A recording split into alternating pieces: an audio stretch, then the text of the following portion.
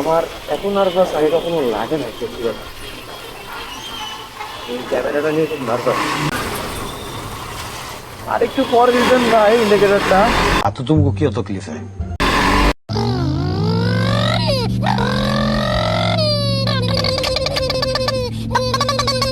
Class করে দিচ্ছে। সবাই ক্লাস করে দাঁড়ায় আছে যে সবাই কেউ পাবে। লাভলি। যতটুকু শুনছি যে আমাদের নাকি পেট্রোল অক্টেন এগুলো নাকি আমাদের ইম্পোর্ট করতে হয় না, এটা নাকি আমাদের নিজেদের কীভাবে করে আসে না হয় কী হবে। যেটা যদি হয়ে থাকে তাহলে হচ্ছে কি আসলে যুদ্ধ ইরানে চলুক আর যেখানে চলুক, আমাদের তেলের মানে আমরা তো আসলে জেট চালাই না, এটা হচ্ছে কি জেট ফুয়েল, যেটা আনতে হয় বাইরে থেকে। তাহলে আমাদের এই ফুয়েলের কি সমস্যা, এখানে কেন এরকম করা হইল?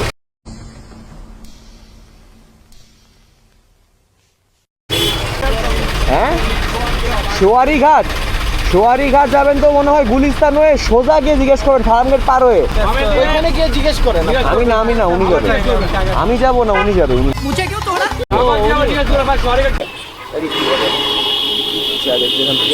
ভাই ভাই ভাই ভাই ভাই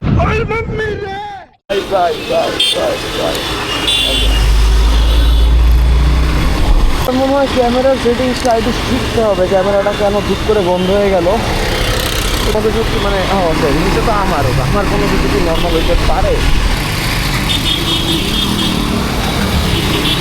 আরে আরে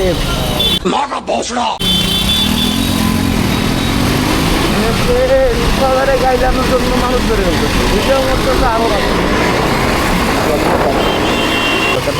শাবাস আমি ওর দিকে তাকাই মেরে দিবো। আমি ঠিক করতে হবে,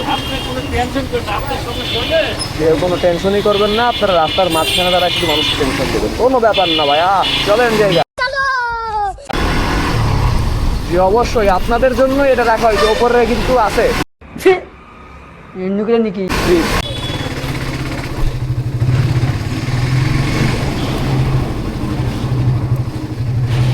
প্রতিদিন দেখি ওখানে বাইকটা রাখে, বাইকের উপরে যে শোলা কাঠ তারপরে ইট মিট দিয়ে রাখে। এটার পিছনের লজিকটাকে আমি জানি না, বাইকটা কার দেখা হলো অবশ্যই জিজ্ঞেস করতাম। কিন্তু আমার খুব শখ, আমি একটু জানবো যে এর পিছনে আসলে মানে এটাতে ফজিলতটা এটাই চাই। This is my bike. I have a lot of anxiety right now.